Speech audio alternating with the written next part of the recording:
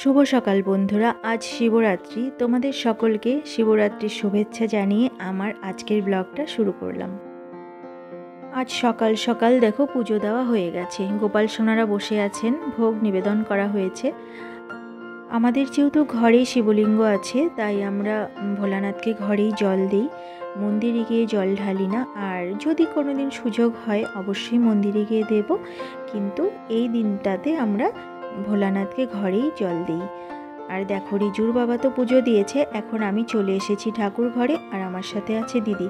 আমরা দুজন মিলে এখন ভোলানাথের মাথায় জল ঢালবো। তার আগে আমি পুজোর উপকরণগুলো রেডি করে নিব। অন্যবার 5 রকমের ফল থাকে, বেল থাকে, ধুতুরা ফুল থাকে, আকন্দ ফুল থাকে, সবই থাকে, কিন্তু এবার ওইগুলো কিছুই নেই। এবার ভাবলাম খুব সাধারণভাবে আমার ঘরে যা আছে, আমার কাছে যা আছে তাই দিয়েই ভোলানাথের পুজো করব। কারণ দিদি আছে যেহেতু, আমি অত কিছু আয়োজন এবার করতে পারলাম না, তাই আমি ঘরে যা আছে সেগুলোই রেডি করে নিচ্ছি।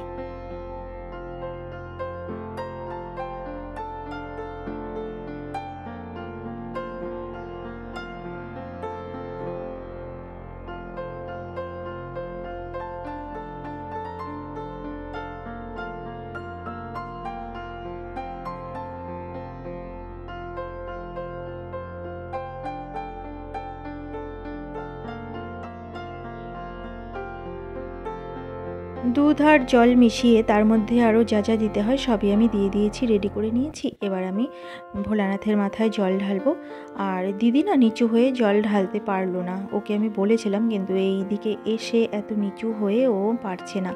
আর জল ঢালতে গিয়ে যদি পড়ে যায়, যার জন্য আমি বললাম থাক, তোর ঢালতে হবে না, তুই আমার পাশে থাক, তাহলেই হবে, ভগবান বুঝতে পারবে সবই। তো ও আমার পাশে দাঁড়িয়ে ছিল আর আমি এখানে বসে জল ঢাললাম।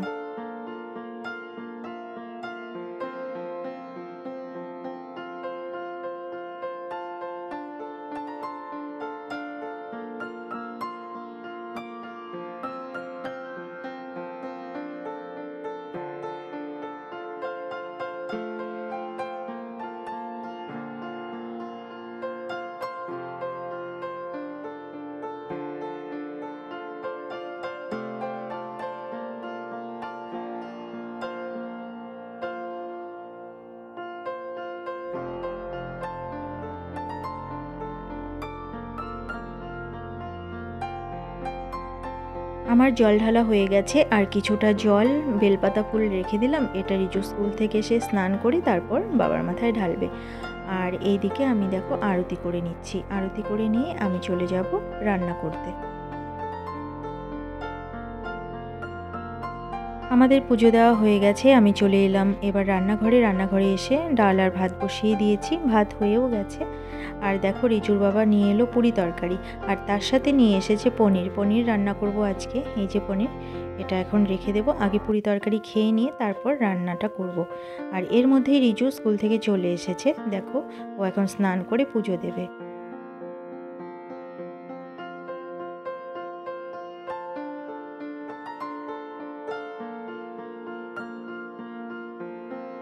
রিজুর বাবা প্রশ্ন দেখছিল, আর রিজুর পরীক্ষা আজকে ভালোই হয়েছে বলেছে, কিন্তু একটা স্পেলিং ভুল করেছে, সেটাই ওর বাবাকে ও বলছে। আর ওর বাবা বলছে তাহলে তুমি ভালো করে পড়োনি, না পড়লে তো স্পেলিং ভুল হবেই। তো সেই জন্য রিজু একটু মন খারাপ করছে। তো ভালোই হয়েছে পরীক্ষা, একটা দুটো তো ভুল হতেই পারে, তাই না?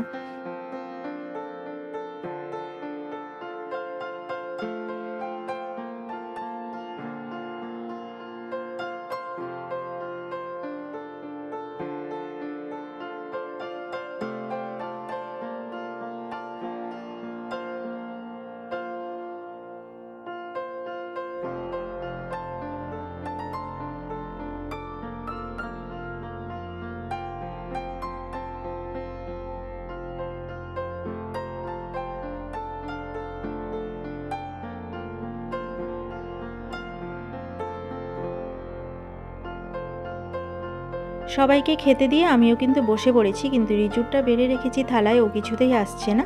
আমাদের খাওয়া হয়ে গেছে, আমি আবার ভাবলাম যে ওটা নিয়ে যাই, পুরিটা ঠান্ডা হয়ে গেলে না শক্ত হয়ে যাবে আর খেতে পারবে না। আর ওকে খাবারটা দিতে যাচ্ছিলাম, এর মধ্যেই ও চলে এসেছে, এসে আবার হাত ধুয়ে আসছে। ওই যে দেখো হাত ধুয়ে এলো আর প্লেটটা আমার হাত থেকে নিয়ে নিল, কিন্তু ইউনিফর্মটা এখনও খোলেনি, দেখেছো কি দুষ্টুমি করছে। আর আমি চলে এলাম রান্নাঘরে এসে দেখো আমি তিতে ডাল করলাম আজকে। ডালটা ফোড়ন দেওয়া হয়ে গেছে, এবার এটা আমি নামিয়ে নেব।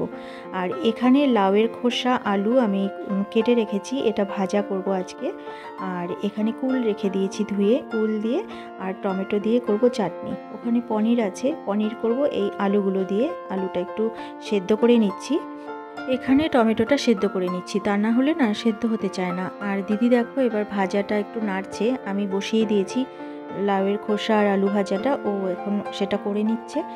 আমি যাব ছাদে জামা কাপড় মেলতে, যার জন্য ও রান্নাটা একটু দেখছে। আর এখানে দেখো পনিরটা কেটে রেখেছে দিদি, আর এখানে আলু ছাড়িয়ে রেখেছে, খোসা ছাড়িয়ে রেখেছে আলুর।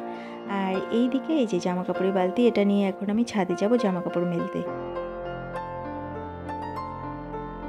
চলে এলাম ছাদে, দেখো এই যে জামা কাপড় মেলে দিয়ে গেছি। এগুলো না আমি কাল রাতে ধুয়ে রেখেছিলাম, আজ সকালে এগুলো মেলে দিয়েছি, দেখো শুকিয়ে গেছে, তুলে নিতে হবে। আর দুটো কম্বল রোদে দিয়েছি, ওইদিকে একটা দিয়েছি আর ওদিকে একটা দেখতে পেলে দিয়েছি। আর সবই শুকিয়ে গেছে, এগুলো তুলে নিব এখন। এগুলো তুলে নিয়ে বালতিতে যে কাপড়গুলো আছে এই যে এগুলো এখন মেলে দেব। তার আগে তোমাদেরকে আরেকটা জিনিস দেখাই, ছাদটা দেখো ভেজা। রিজুর বাবা একটু আগেই ফুল গাছে জল দিয়েছে, আর ফুল গাছে জল দিতে গিয়ে ওই যে কম্বল মেলে দিয়েছি সেগুলো হয়তো ভিজিয়ে দিয়েছে, দেখতে হবে ভিজে গেছে কিনা। ভিজে যাওয়ার কারণ আছে, এই যে পাইপটা জল দেওয়ার এটা না অনেক জায়গাতে লিক আছে। আর জল যখন চালানো হয়, মেশিন যখন চালানো হয় জলের, তখন না এই পাইপ দিয়ে জল পড়তে থাকে, পুরো স্পিডে ফোয়ারার মতো জল পড়তে থাকে, যার জন্য ভাবলাম যে ভিজে গেছে হয়তো, দেখতে হবে। তার আগে দেখিয়ে দেই এই যে ফুলগুলো কি সুন্দর লাগছে না দেখতে। এটা যে কি ফুল নামটা আমার জানা নেই, কিন্তু ফুলটা খুব সুন্দর দেখতে। আর এটা একটু পিঙ্ক কালার। আর বারান্দায় যেটা আছে সেটা এখনও ফোটেনি, কুড়ি এসেছে। আমাদের বেলকুনিতেও একটা আছে টবের মধ্যে, সেটা কি কালার জানি না, ফুটলে বোঝা যাবে।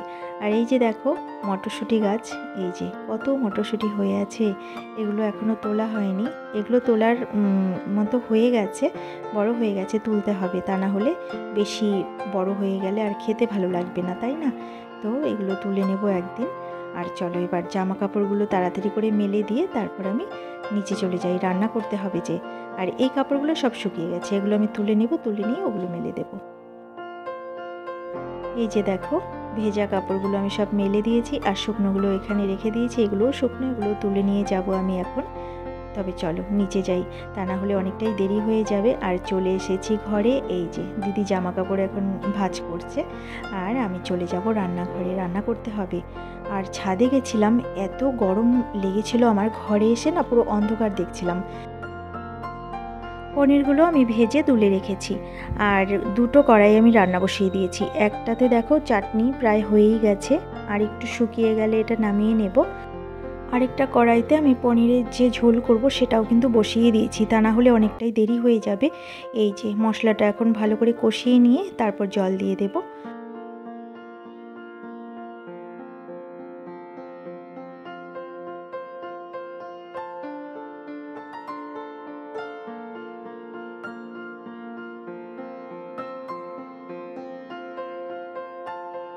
সব রান্নাই আমার কমপ্লিট হয়ে গেছে, দেখো এই যে পনিরের ঝোলটা করে নিয়েছি, এটা কড়াইতেই আছে, কিছুক্ষণ পরে আমি সেটা নামিয়ে নেব। আর এই যে চাটনি করেছি, কুলগুলো দেখো আলুর মতো লাগছে দেখতে, ছোট আলুর মতো, টমেটো দিয়ে কুল দিয়ে চাটনি করেছি। আর এই যে লাউয়ের খোসা আলু দিয়ে ভাজা করা হয়েছে, এটা দিদি করেছে। আর তিতে ডাল করেছি, তিতে ডাল খেতে রিজু খুব ভালোবাসে, তাই তিতে ডাল করলাম আজকে। রিজুর বাবাও বলছিল যে একদিন তিতে ডাল করো, তো আজকে নিরামিষ খাবো বলে তিতে ডাল করলাম। রান্না শেষ করে আমি চলে এলাম এই ঘরে, দিদি এখানে শুয়ে আছে, মোবাইল দেখছে, আর কাপড়গুলো এখানে ভাঁজ করে রেখে দিয়েছে, কত সুন্দর করে ভাঁজ করেছে দেখো। আর বন্ধুরা এখন আমরা করব দুপুরের খাওয়া দাওয়া। আজকের ভিডিওটা আমি এখানেই শেষ করছি, আবার অন্য কোনো দিন অন্য কোনো নতুন ব্লগ নিয়ে তোমাদের সামনে হাজির হয়ে যাব। ততক্ষণের জন্য তোমরা ভালো থেকো, সুস্থ থেকো আর হাসি খুশি থেকো। আমার ভিডিওটা যদি তোমাদের ভালো লেগে থাকে তাহলে একটা লাইক করে দিও।